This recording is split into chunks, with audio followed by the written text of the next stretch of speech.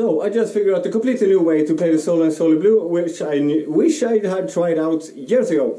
But better late than never, right? So let's try it out and see how it goes.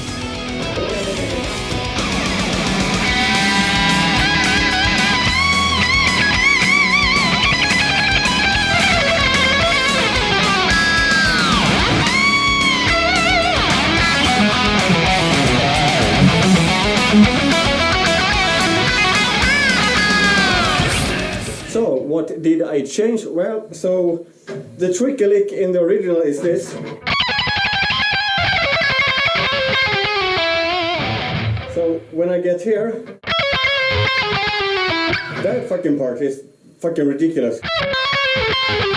You see that how I'm trying to like fit these fucking stupid fingers between these fucking strings, between these fucking frets, okay? Sometimes So, what did I change? Well, I changed it to this.